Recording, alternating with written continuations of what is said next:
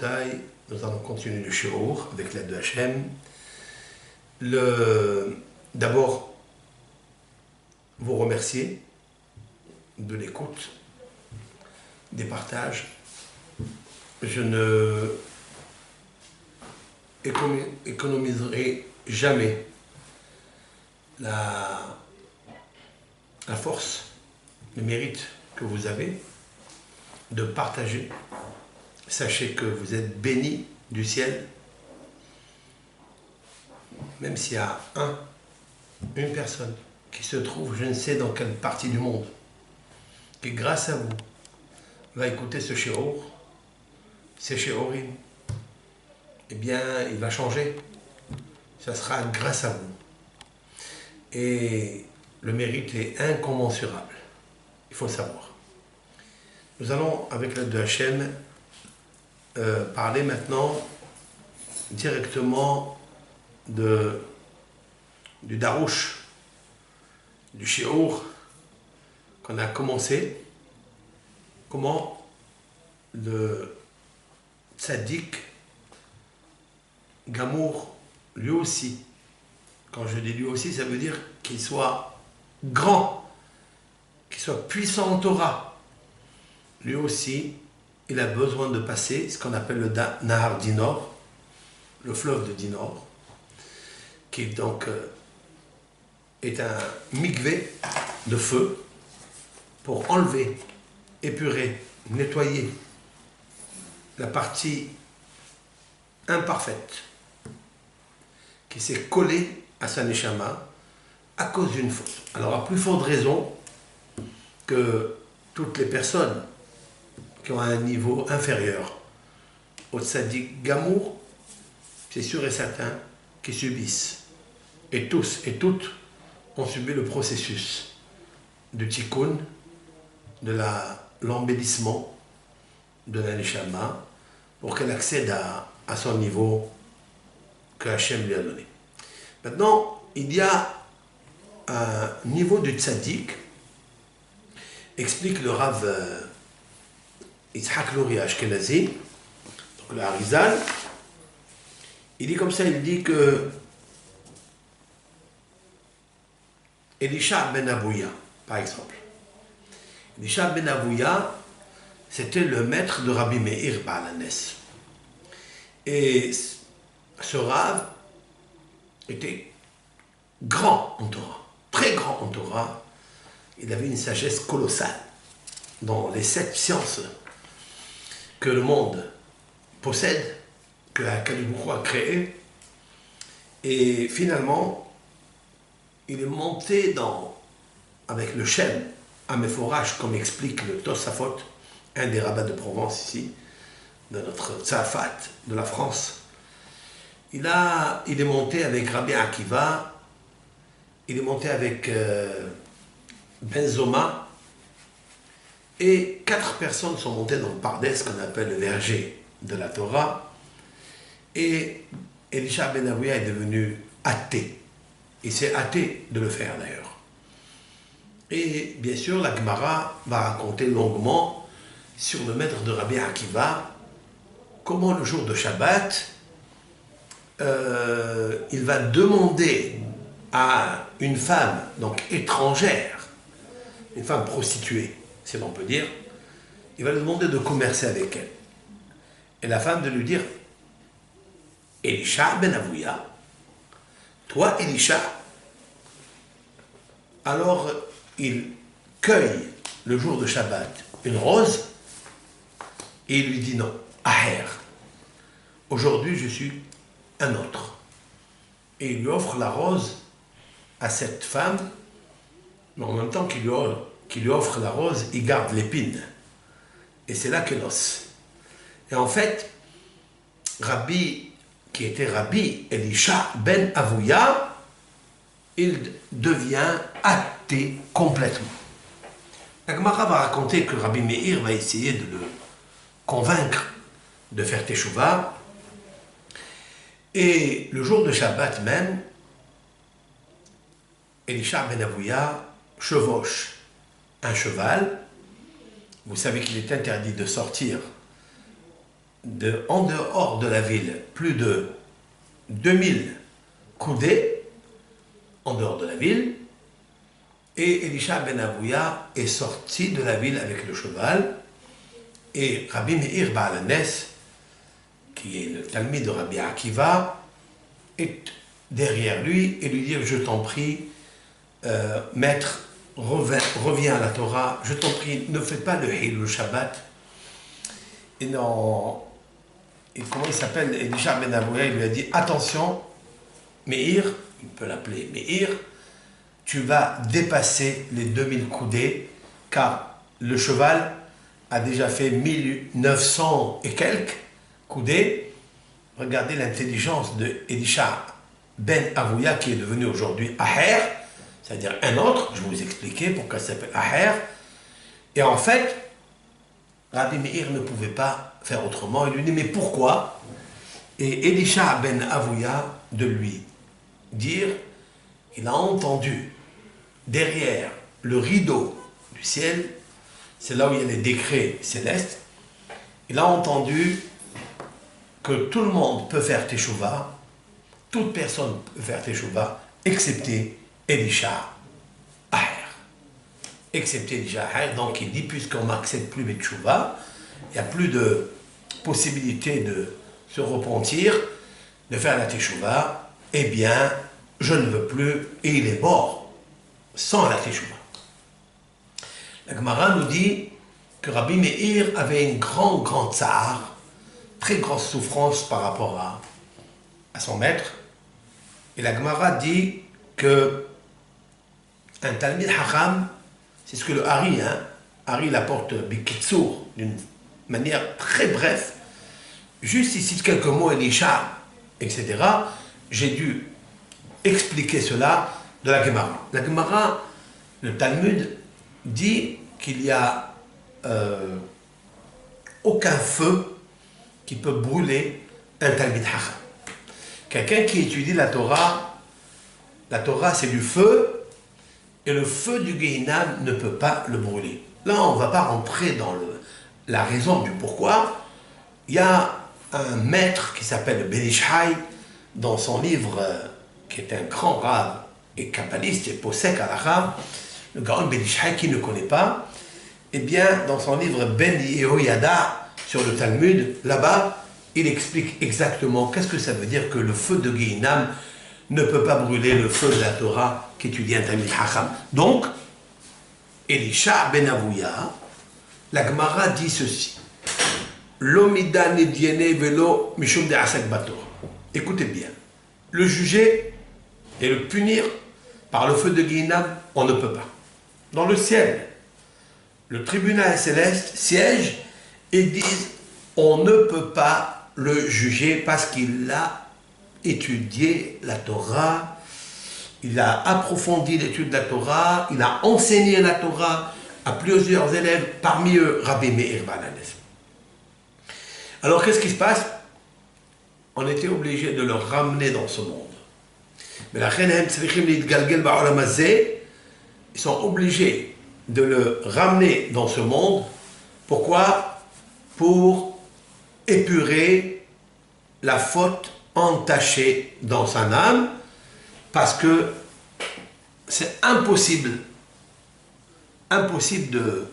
qu'il rentre dans sa sphère initiale tant qu'il a des tâches dans la Véra. Ils l'ont ramené ici, il a été réincarné dans une autre personne, et cette personne l'a fait monter à son niveau initial. Ça veut dire que lorsque un homme ne mérite pas qui est le Gehinam, c'est-à-dire le bonus, où pendant 11 mois, 12 mois, il subit le processus de nettoyage de ses fautes, d'épuration, pour lui enlever toutes les tâches des péchés qu'il a commis envers Hachem, à plus forte raison les péchés qu'il a commis envers son camarade, eh bien il sera obligé de revenir ici dans différentes étapes, comme on va l'expliquer. On sait très bien que le tzaddik, lui, après donc il quitte ce monde, il est obligé de monter de niveau en niveau. Écoutez, cette notion qui est très importante, même le tzaddik, pour atteindre un niveau très très haut, il a besoin d'épuration. Cela veut dire que s'il a un niveau 10, il veut atteindre le niveau 11, alors qu'il n'a pas assez étudié, n'a pas assez été le serviteur d'Hachem, si l'on peut dire ainsi, il n'a pas, par exemple, fait la kavana quand il mettait les téphilines. Comme il a dit le Harizal, il a dit à son élève, Rabbi Haim Vital, il lui a dit, tu vois, regarde, cette personne-là, elle a dû revenir en Gilgoul dans ce monde. Pourquoi? Parce que lorsqu'il a lu le schéma, ou lorsqu'il a lu le Yotzer, il a évacué son esprit des téphilines. Attention, c'est des niveaux très très très hauts. Juste pour nous dire que Akadosh Baruch Hu est un juge qui est droit, il est juste et qu'il ne pratique pas le favoritisme avec aucune personne.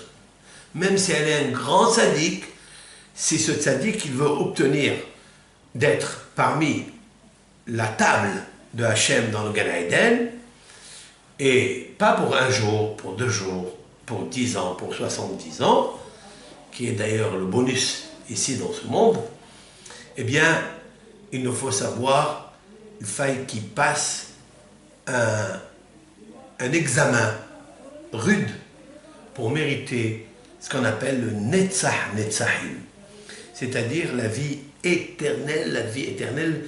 La vie éternelle, ça veut dire quoi?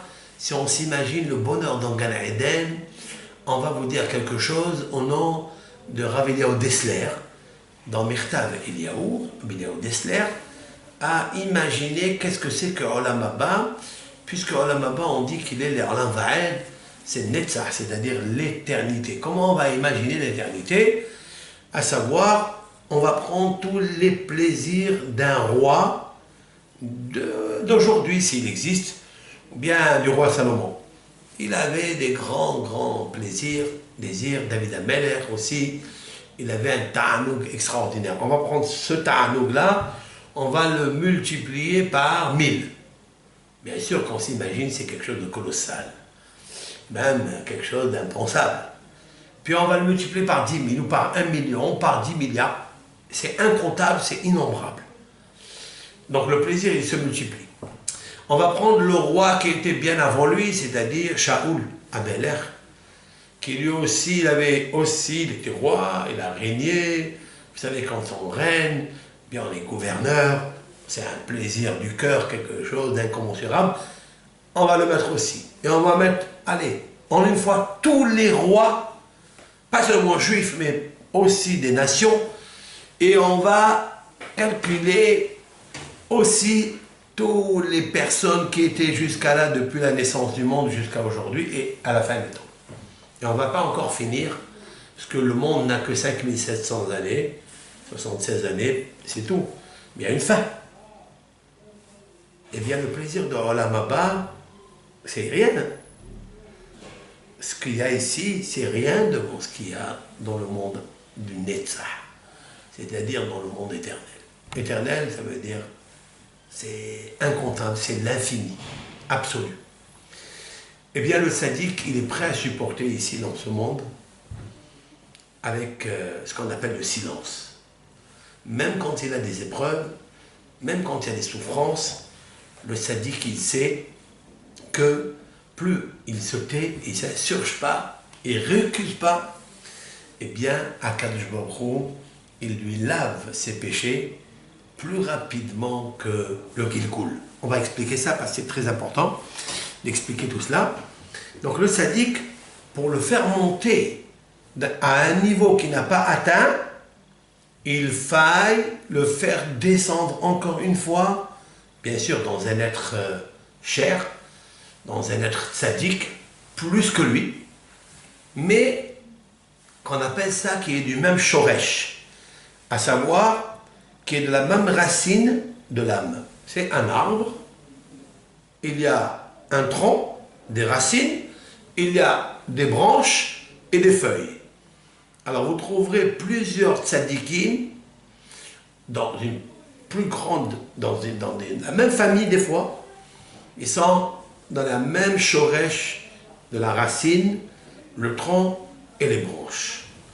Donc quand il quitte ce monde, parce qu'il n'a pas atteint le niveau qu'il fallait, nous allons le ramener chez un des tzadikim du même arbre et dans le même shoresh. Et on appelle ça pas un gilgoul, c'est pas une réincarnation qui se fait avec une vie et une mort, mais on appelle ça un hibour. Cela veut dire comme une femme enceinte.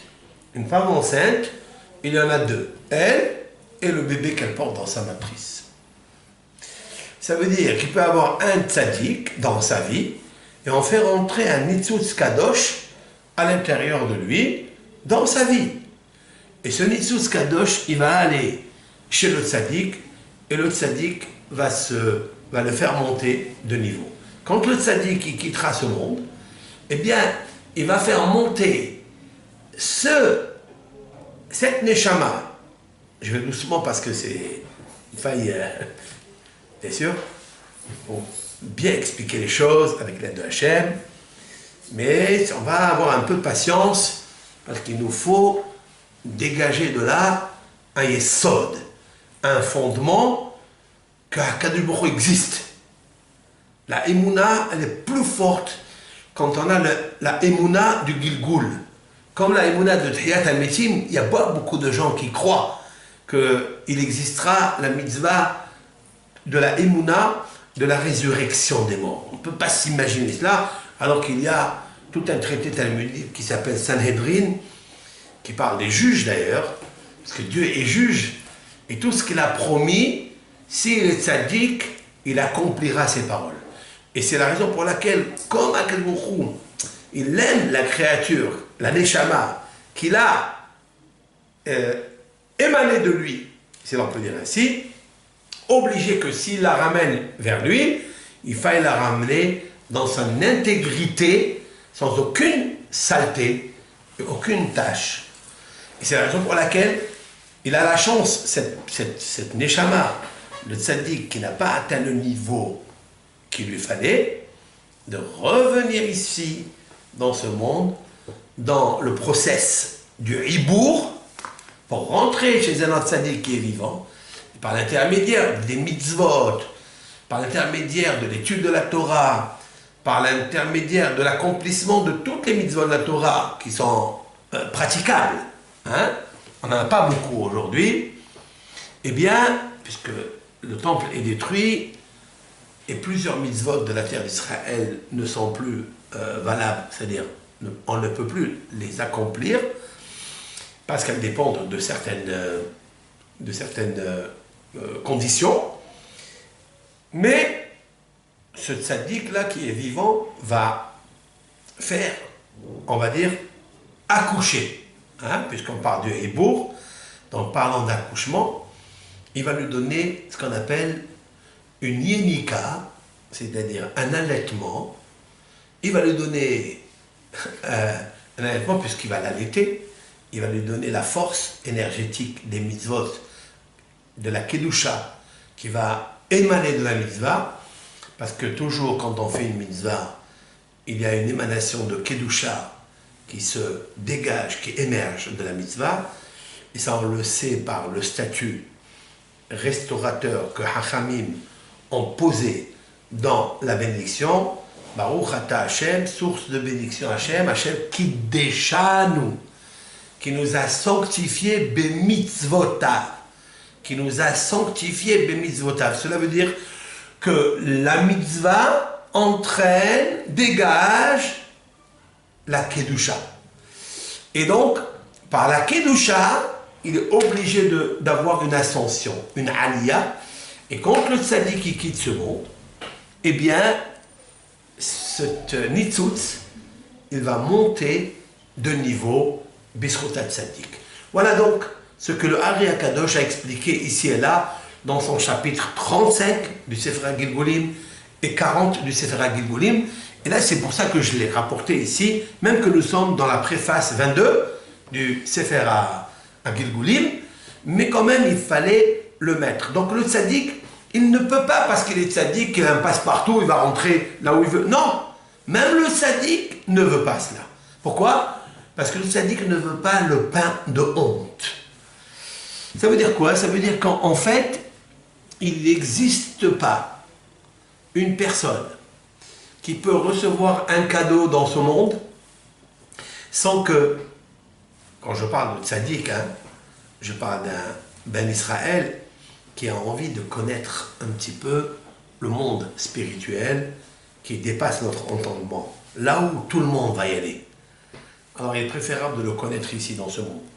C'est la raison pour laquelle dans nos cours, comme je vous ai dit une fois, que toujours j'essaye d'apporter ce qu'on appelle le pardes, tous les 4 sens, même le sens ésotérique comme celui-ci, pour donner à l'homme le niveau d'écouter et de pratiquer, pourquoi pas, ce niveau ésotérique pour ne pas revenir dans une réincarnation comme l'a expliqué le Gaon Hida, notre maître, Rabbi Haïm Yosef David Azoulay. Et c'est la raison pour laquelle je me permets de parler de ça pour aider mes frères et sœurs à avoir un niveau de ça, Be'azad Hashem, et au contraire, il faille recevoir ça pour essayer d'éveiller un petit peu le cœur, pas seulement le cœur physique, le muscle, mais le cœur de l'âme. Parce que l'âme aussi, elle a un cœur, elle a des yeux, elle a les 248 os spirituels qui sont reliés avec les 248 lois positives qu'il nous faut accomplir dans ce monde, comme l'a explicité Rabbi Haïm Vital dans son livre Sha'ar HaKedusha. Maintenant, on a dit que Fahab Tirato, donc le tzaddik, immédiatement après qu'il quitte ce monde, parce que les tzaddikim en fait ne meurent pas, les tzaddikim ils dorment. On les appelle Shochne Afar, ceux qui sont voisins au sable.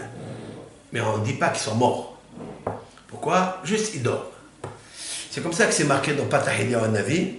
Eliyahu Navi, quand tous les matins, il va à Hebron, ça c'est marqué dans le Zohar, il va à Hebron, donc là-bas, à Me'arat HaMachpelah, il réveille les patriarches, il réveille le berger de fidélité, de confiance, Moshe Rabbeinu alav shalom, il leur fait Netiat Yadayim, chacun à part, et la Gemara demande pourquoi chacun à part. D'accord, les réveiller en même temps, il leur fait Netiat Yadayim en même temps. Il dit non, s'il les réveille en même temps, les 4, ils pourraient amener le Mashiach de suite. Et c'est la raison pour laquelle, comme le temps du Mashiach n'est pas venu, et pourquoi il n'est pas venu? Parce qu'il faille accomplir, et surtout, pas seulement les mitzvot de la Torah, mais surtout l'unité du peuple d'Israël, le shalom, et surtout l'étude de la Torah. Lorsqu'on comprendra que l'étude de la Torah, c'est elle qui amènera le Mashiach, avec l'aide de Hachem, eh bien, on comprendra pourquoi Eliyahu Navi ne peut pas réunir les 4 ensemble, Abraham, Yitzhak, Yaakov, Moshe, les réveiller ensemble, les réveiller, parce qu'ils dorment seulement. Parce que, en fait, on n'a pas encore, bien que d'un côté, c'est vrai que le peuple d'Israël est méritant. Pourquoi? Parce qu'il est dans un exil, dans les affres de l'exil, et cet exil a affecté, en fait, la famille, la nation juive.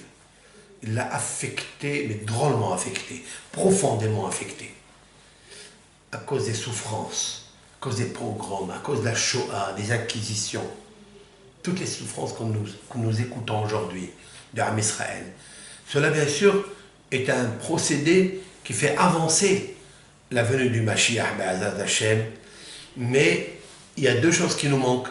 C'est même si on a toutes ces souffrances, il faille qu'elles nous amènent à la réflexion et à la repentance, au moins d'accepter sur nous que la Torah elle est émette, que la Kadosh Baruch Hu est émette, et on a besoin de l'étudier. C'est pour ça qu'aujourd'hui nous diffusons les shiurim, parce que Baruch Hashem, avec tous ces shiurim, tous ces cours qu'on diffuse, au moins, des fois on envoie 2-3 cassettes, 2-3 vidéos. Pourquoi? Parce que, vous savez, on prend de 24 heures de la journée après le travail et après toutes les turbulences qu'il y a dans la journée pour avoir la parnassa, et encore d'écouter des shiurim Torah, ça compte dans le limud Torah. Mon but à moi, c'est de faire aimer l'étude de la Torah et d'y aller, d'acheter des livres, d'étudier la Torah. Au Hachem, aujourd'hui, vous avez des cassettes, des rabbanim dans le monde entier, RS Israël surtout. RS Israël, ça c'est la Kedusha. Et quand on étudie, on écoute ces cours, on les partage avec les autres. Combien est le mérite de ces personnes que je vois qui d'ailleurs je les bénis au nom de la Torah, au nom de Moshe Rabbeinu, au nom des patriarches, tout le mérite que vous avez de diffuser ces Torahs, de les partager avec les autres. Ça c'est pour moi, c'est la plus grande joie que je peux avoir. Maintenant, le tzaddik, quand on dit, il y a une Gemara qui dit que tzaddikim ela meluha ba'alam haba. Les tzaddikim n'ont pas de repos dans le monde futur, dans le monde des âmes. Qu'est-ce que ça veut dire qu'ils n'ont pas de repos? Explique Rabbi Chaim Vital, Arizal quoi, il explique qu'en effet ils n'ont pas de repos. Pourquoi? Parce que s'il a atteint un niveau 3 et qu'il lui manque le niveau 5 et 6 et 7 et 8, parce que le tzaddik, toute son aspiration et sa volonté, c'est d'atteindre le niveau du dénuptial que son camarade a eu. Et que lui, il avait la possibilité de le faire et il ne l'a pas fait. Quand on a la possibilité de le faire, il a honte là-bas, il a honte. Vous savez à quoi j'ai pensé? J'ai pensé comme ça. Des fois, on est invité à un mariage. Homme, femme, on est invité à un mariage. Bien, on va dans notre armoire et on veut essayer une belle robe, un beau costume, une belle robe, un beau tailleur, d'accord? Et on voit par exemple, il est froissé. Et on n'a pas le temps, on n'a pas de fer à repasser pour le faire. Et on se dit, qu'est-ce que je vais faire? Regarde, il est froissé. Donc on est très gêné, parce qu'on va rencontrer beaucoup de monde et on a honte d'être froissé parce que son tailleur est froissé. Qu'est-ce qu'on fait? On se taille, on se sauve. Surtout s'il est froissé d'une manière bien taillée. Et alors on se demande qu'est-ce qu'il faut faire. Est-ce qu'il faut aller à ce mariage ou pas? Maintenant, admettons autre chose. S'il n'est pas froissé, il est bien propre, bien nickel, d'accord? Mais il y a une tache d'huile qui est vue juste dans un endroit du costume visible. Qu'est-ce qu'on fait? On a quelque chose, on est froissé, nous-mêmes on est froissé. Et on se dit, est-ce qu'il faut aller à ce mariage ou pas? On a honte. Donc immédiatement, qu'est-ce qu'on fait? On essaie un petit peu d'acheter des liquides, des lessives pour enlever, mais on n'a plus le temps de le faire. Il fait nuit, tous les magasins sont fermés. Maintenant, on va aller plus loin. S'il n'est pas froissé, il n'y a pas de tache, mais il est troué. Alors là, c'est l'affaire du trou. Qu'est-ce qu'on fait? Là, on ne va pas carrément. Pourquoi? Parce que vraiment, j'ai la honte, la gêne d'être humilié comme ça. Il y a d'autres personnes qui, ça ne leur dit rien du tout. Ils rentrent. Qui va faire attention à eux? C'est vrai? Ça, c'est ici, dans ce monde. Tout ce que je viens de dire, c'est ici. Mais dans le Olam Haemet, dans le monde de la vérité, la honte, elle est très, très, très, très pénible. Parce que rentrer dans un endroit où, à quel moment il est émette, la honte qu'on a, la gêne que nous avons 1 minute ici, ou 2 minutes, ou même 70 ans ici, elle s'oublie. Mais là-bas, on ne l'oublie pas. Parce qu'ici, l'âme oublie parce qu'elle est associée à un corps. Ce corps, il vient de la terre. Tout ce qui vient de la terre, c'est l'obscurité. Hashecha, en hébreu, l'obscurité, c'est Hashecha. Et Hashikha, c'est l'anagramme du mot Shikha, c'est-à-dire l'oubli. Parce que l'oubli, il vient de l'obscurité qu'il y a dans le tohu-vavohu du cerveau. Et en fait, là-bas, il n'y a que l'âme. S'il n'y a que l'âme, l'âme, elle est brillante. Une fois qu'elle a passé le processus de tikkun, elle va monter en haut, elle a encore une tâche, et là, elle a honte. Même le tzaddik. Ça, je vais parler d'un homme simple comme nous. Des gens qui ne connaissent pas. Mais à Kadosh Baruch Hu, quand il voit le tzaddik, et le tzaddik, il a la volonté de monter un peu plus haut parce qu'il faut s'approcher de Hachem. Parce que le Gan Eden, quand on s'approche de Hachem, il est encore plus grand.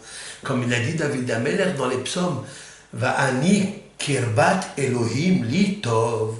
Et pour moi, de m'approcher à Hachem, c'est le meilleur bonheur.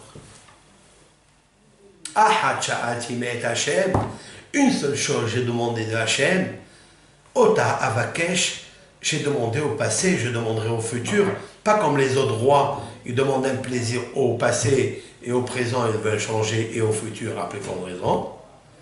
Non, David Amelach, il a dit, j'ai cherché quelque chose que je demande dans le passé.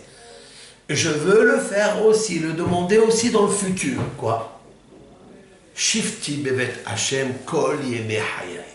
Je veux siéger dans la maison de Hachem toute ma vie. Toute ma vie. Kol yemei hayai. Quoi? Combien un homme il vit dans ce monde? Ça c'est yemei hayai. Les jours de ma vie, 70 ans, parce que David Amelach il a vécu 70 ans, c'est Adam Arishon qui lui a fait cadeau, qu'il a regretté d'ailleurs. Parce que donner la vie, faire cadeau de la vie, ça c'est quelque chose qu'on regrette. Mais, quand il a dit « Kol yemei hayai », cela veut dire toute ma vie dans Olam Haba. Mais voilà, vous savez très bien que David Amelech, Alav Shalom, après avoir quitté ce monde, le roi Shlomo, son fils, qui a pris donc la royauté, le royaume, il a construit le temple. Pendant 7 années, il n'a pas pu ouvrir le Héchal, l'arche où se trouvait le Aaron à Kodesh. 7 années. 7 années. Pourquoi? 7 années, ils ont laissé David Amelech dans le Gan Eden avant de le rentrer à Yerushalayim Shel Ma'ala. 7 années avant de le rentrer à ce qu'on appelle Jérusalem d'en haut, parce qu'il y a Yerushalayim là-haut, parce que David Amelech, il avait ici Yerushalayim, et Yerushalayim c'est à David. Mais là-haut, 7 années on l'a posé au Gan Eden pour épurer, à son niveau bien sûr, on ne comprend pas ça, 7 années. On voit de là que même le tzaddik qui n'a pas de menouha, parce qu'il nous faut épurer pour monter un peu plus haut à Jérusalem d'en haut.